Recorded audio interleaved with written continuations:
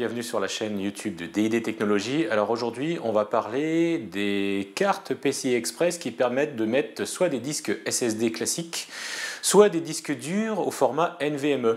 Alors on aime particulièrement la marque Sonnet Technologies qui fait notamment ce produit que j'ai dans les mains. Et ce produit en fait c'est quoi? C'est une carte qui permet d'installer en fait ceci. Des disques durs SSD au format NVMe. Alors on va en reparler un petit peu après pour expliquer ce que c'est et à quoi ça peut vous servir. Alors l'intérêt de ce produit, c'est qu'on peut le mettre soit dans les nouveaux Mac Pro 2019 qui viennent de sortir, on peut aussi les mettre dans les anciens Mac Pro génération 2012, on peut aussi les mettre dans des PC sous une base Windows ou Linux, ou on peut également les mettre dans des châssis d'extension Sonnet Thunderbolt. Quel est l'intérêt de cette carte-là par rapport à du stockage externe qu'on peut mettre en Thunderbolt, en USB 3, sur un Mac ou un PC? L'intérêt, il ne tient pas tant dans cette carte-là, mais il tient surtout dans ce produit-là. Ce produit-là, vous connaissez certainement, puisque c'est globalement ce qui équipe la plupart des ordinateurs portables, notamment Apple, les MacBook Pro. Et vous l'avez remarqué, les performances en fait, des disques durs internes des MacBook Pro sur ces petites choses-là sont très performantes. On arrive à atteindre de 2 à 3 gigaoctets sur une simple barrette comme celle-ci. Alors attention, c'est très rapide, les capacités ne sont pas aussi importantes qu'on a sur les disques durs, et le prix par contre, lui, s'envole dès qu'on va avoir des quantités importantes de données. Mais on arrive quand même entre ça et ça à avoir un compromis qui est assez intéressant et je vais vous expliquer pourquoi.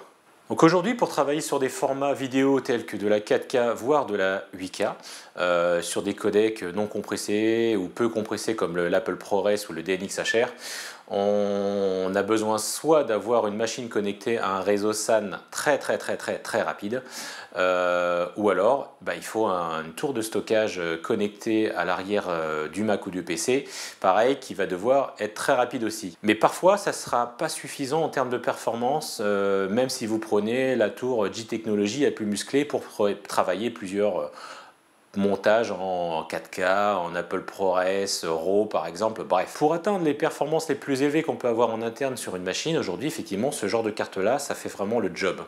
En gros, vous pouvez soit mettre 1, 2, 3 ou 4 disques NVMe en simultané à l'intérieur.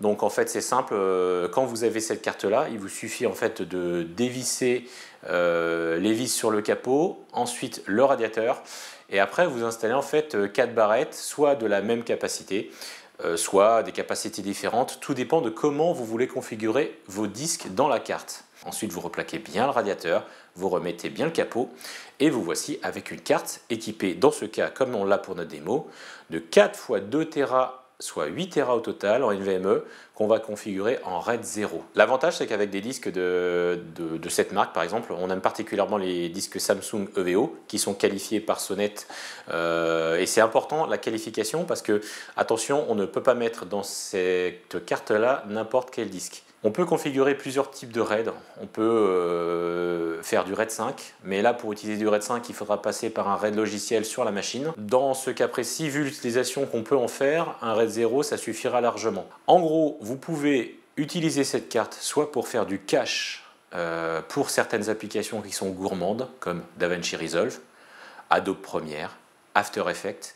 Et donc si dans les paramètres de ces logiciels vous définissez effectivement le disque dur que vous allez créer sur cette carte en cache, là effectivement vous allez avoir des très grosses performances pour pouvoir travailler sur les outils d'étalonnage. Alors vous allez pouvoir également configurer un ou plusieurs volumes sur cette carte en partitionnant soit le volume principal en plusieurs disques, ou soit en créant un volume par barrette tout simplement. En tout cas, si vous voulez bénéficier et avoir le maximum de performance, il faudra impérativement passer par un RAID 0. Le RAID 0 va permettre d'encapsuler et de concaténer les 4 disques qui sont à l'intérieur, non pas pour avoir 3 gigabits de bande passante par carte, mais 12 gigas, puisque globalement cette carte-là est capable de sortir de 8 à 12 gigaoctets de bande passante sur une carte. Donc dans ce modèle-là, on va l'équiper de 4 x 2 Tera, soit 8 Tera. 8 Tera, soit pour faire du cache, soit pour stocker sur un projet en particulier des rushs en 4K, en 8K, dans des résolutions très élevées. franchement, on n'aura pas de problème puisque c'est constitué sur un slot PCI 16 fois. Et là, on a vraiment toute la bande passante nécessaire sur chacun des disques NVMe qu'on va mettre à l'intérieur. Voilà, donc pour conclure, ce qu'on aime bien sur cette carte, c'est le fait que ça puisse marcher sur les nouveaux Mac Pro, sur les anciens Mac Pro, sur des PC, sur Windows, sur Linux, et également dans des boîtiers d'extension Sonnet de la même marque. Donc en gros, si vous voulez réduire l'encombrement de votre station de travail en y ajoutant du stockage interne très performant, avec à mon avis peu de risque de défaillance par rapport à un disque dur classique. Là on est vraiment sur de la barrette mémoire, c'est quand même hyper fiable. On risque d'avoir moins de problèmes que sur des disques durs mécaniques.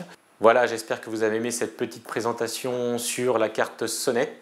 Je vous invite à mettre un like si ça vous a plu, à la partager également. Et on se retrouve prochainement sur la chaîne de DID Technologies pour la présentation d'autres produits. À bientôt.